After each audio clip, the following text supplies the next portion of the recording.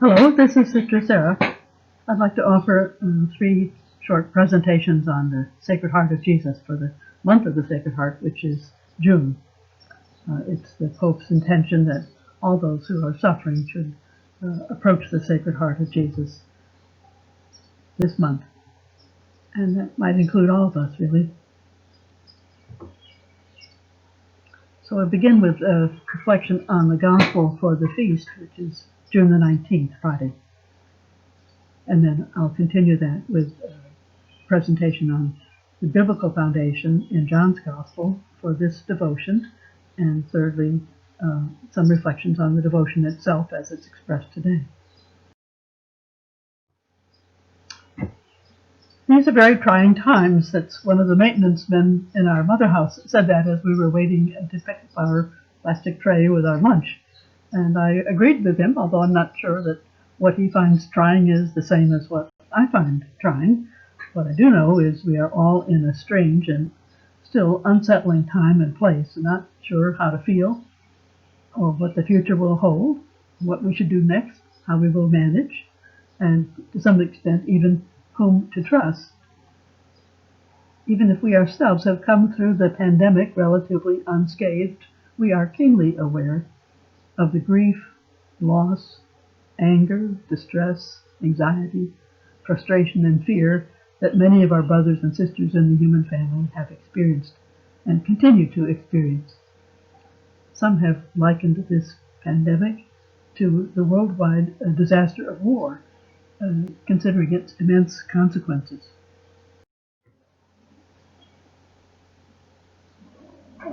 This same gentleman went on to say, this somehow fits into God's will, right? And it seems to me that's exactly the right question. What is God's will in this shared worldwide crisis? When we look back on it, we see how many have died. We look at the statistics. We wonder, what are we supposed to learn? Surely, if this is something God has allowed, there is a lesson to be learned, something that we could hold on to, something we should reflect on before it's too late, before we get back to normal.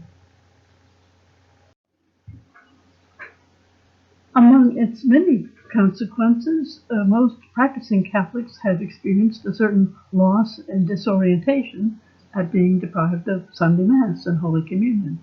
This may not be the most dramatic loss, but it's real. And our established routine of weekly worship in our parish churches, even if we're not tightly connected to them or to our pastors, has been disrupted. And we've been left pretty much on our own or linked to the Mass through a virtual celebration of some kind, by means of Zoom, visiting the Mass streamlined somewhere else. But we miss not being able to receive Holy Communion. And we're left on our own to pray. What have we learned about prayer? Has it been hard to pray ourselves, by ourselves? Is it something we're used to doing? Have we found any new resources online? There have been many different programs offered on prayer and spiritual growth. But the question that I want to raise is, have we really confided our troubles to the Lord? Have we spoken to the Lord personally about what's going on and how we feel and what we've lost and what we need? Have we grown in a personal relationship with the Lord? Have we had a personal conversation with Him? And backing up a little, are we confident that we can even have a personal conversation with our Lord and that He will answer the questions we ask Him? This is perhaps a moment for the devotion to the Sacred Heart, which invites us to that kind of encounter, to that sort of prayer. June is traditionally the month of the Sacred Heart of Jesus, so I want to take that as a starting point. It's a good time to renew our conversation with the Lord if we have just been talking to each other or thinking things to ourselves. The Feast of the Sacred Heart is Friday, June 19th. And as you may know, the readings are on a cycle, a 3-year cycle. This year, the gospel is a very favorite gospel. Jesus, meek and humble of heart. There are many themes, biblical text for the devotion, and I mentioned some of them here. We'll look at them as we go through this, but today I want to start just with this text about Jesus, meek and humble of heart. It's from the Gospel of Matthew. It seems really tailor-made for our particular situation. This is the Gospel for Friday, Feast of the Sacred Heart. It begins with Jesus' prayer to the Father, in which he says, "All things have been handed over to me by my Father. No one knows the Son except the Father, and no one knows the Father except the Son, and anyone to whom the Son wishes to reveal him." So he's offering to reveal the Father to us. And then he goes on, and this is the part that is so touching and that we remember. I think everyone remembers.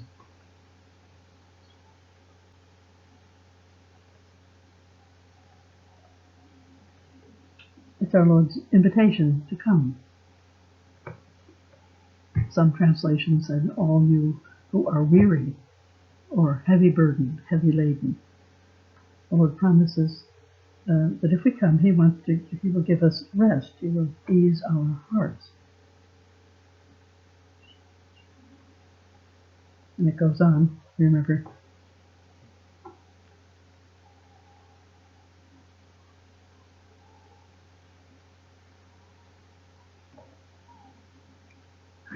Surprisingly, this is the only passage in the Gospels that directly mentions Jesus' heart, that is, the organ in which we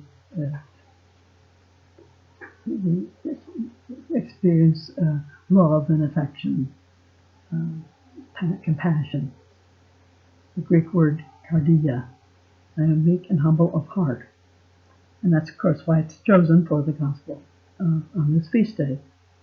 And we will look later at the biblical basis for identifying Jesus' heart as the object of our devotion. But for now, just let's stay with this passage.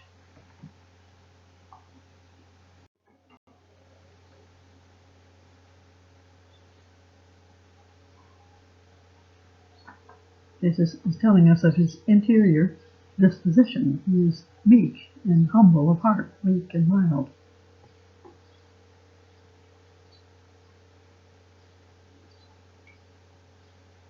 He's at our service. He is offering to help.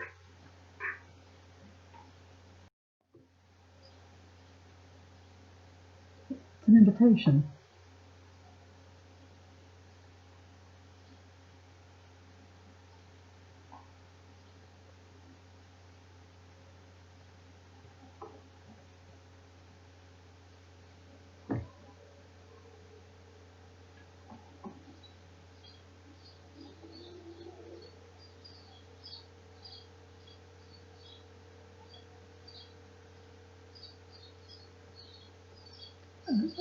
Jesus' heart is meek and humble in the sense not arrogant or not judgmental, but rather offering humbly to be our servant.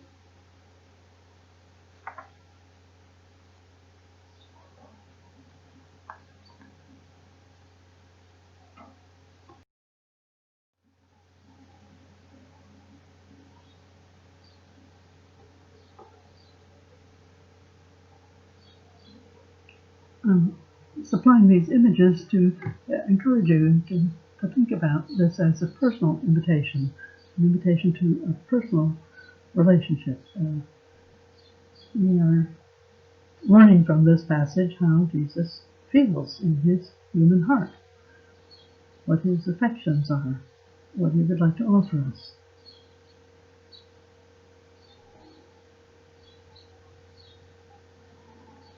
This particular short passage is from the Gospel of Matthew, chapter 11, verses 29 to 30.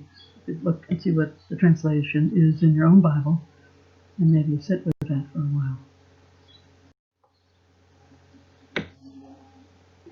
There are other expressions which tell us about Jesus' heart, but they don't use the same word. They use another word that has to do more with his kind of interior organs wrenched with compassion.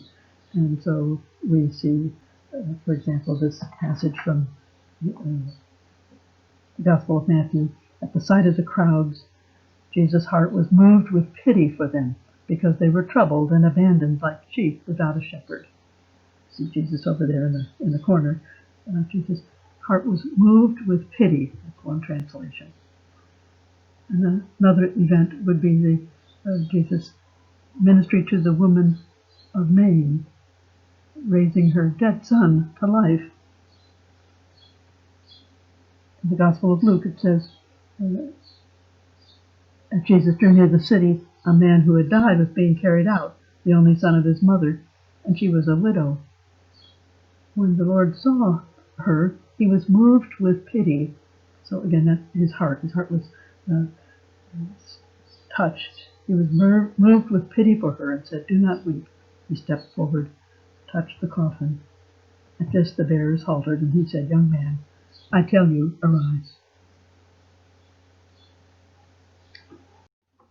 In his parables, Jesus also speaks about being moved with pity or compassion, another image of his awareness of our affections, of our heart, how it reaches out to those in need. The Good Samaritan, for example, a man fell victim to robbers as he went down from Jerusalem to Jericho. A Samaritan traveler, he says, was moved with compassion at the sight. So he is moved to do something about it. He identifies, he's in solidarity with this man who has been victimized, and he approaches the victim and poured oil and wine over his wounds and bandaged them, put him on his own animal, took him to the inn and cared for him. Again, in the parable of the prodigal son, sometimes called the prodigal father because he was so lavish in his generous mercy to his son, we see Jesus using the word compassion. While he was still a long way off, the young man, his father caught sight of him and was filled with compassion. He ran to his son, embraced him, and kissed him. These are just examples in which, without mentioning the heart specifically as a physical organ and the seat of our affections, the Lord speaks about the movement of the heart, the moved with compassion or filled with compassion. These are his own sentiments and the sentiments that he recommends that we adopt, the sentiments of compassion and love.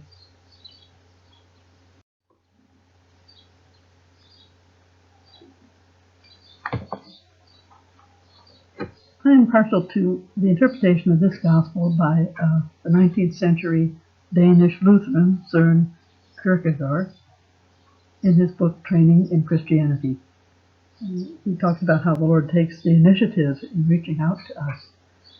And he said, it's very striking.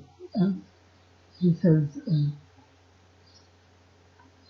he mentions it's incredible that the only one who can actually help us, who can give us what we need, that is rest from our enemies, our afflictions, our misery, our wretchedness, our sin, is out looking for us and begging us to come to him.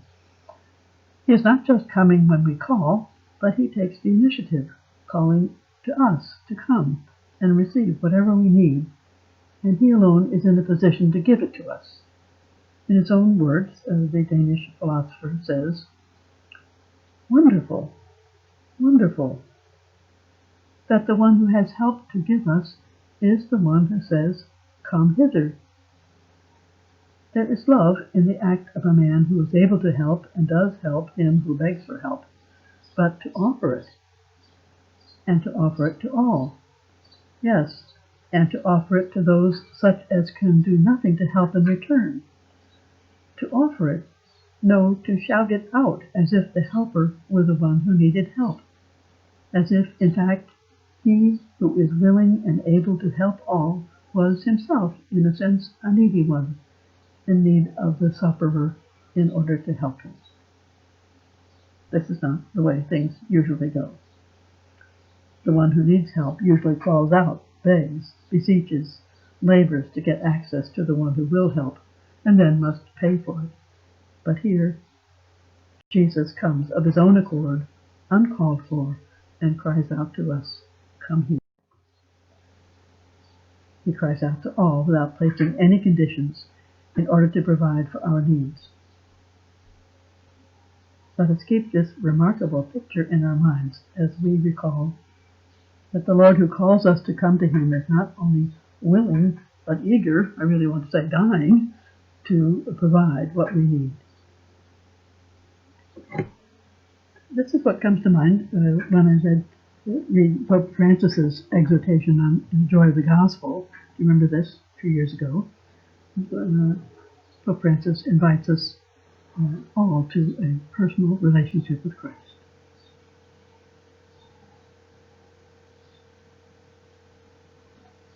He says, "I ask all of you to do this unfailingly each day. No one should think that this invitation is not meant for him or her, since no one is excluded from the joy brought by the Lord. The Lord does not disappoint those who take this risk.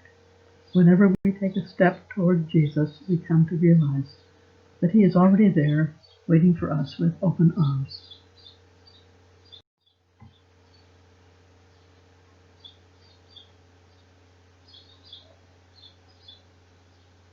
God sent his only Son.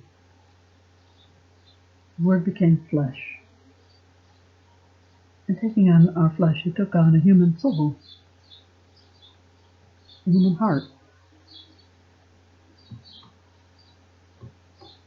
a heart full of compassion and love for the lost, for the weary, for those who are simply wondering what to make of this new experience, this kind of a corporate retreat we've all been on.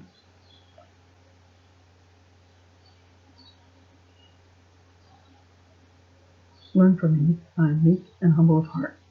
The Lord has something to teach us.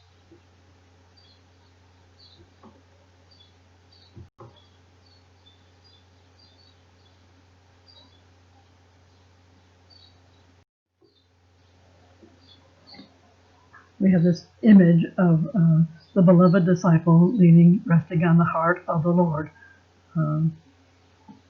This is an image perhaps that will support us in our desire to encounter the Lord in personal prayer as we approach this feast, this month of the Sacred Heart, that we would take this opportunity as a particular invitation to personal prayer, in which we lay out before the Lord our desires, our needs, our concerns, and beg for his help and pledge our devotion and love. What have we learned? What do we need? What do we want to say to our Lord? Each of us is the beloved disciple. He's really a stand-in for all of us in John's Gospel. Each of us is the beloved son and daughter of the Father, the beloved disciple of Jesus.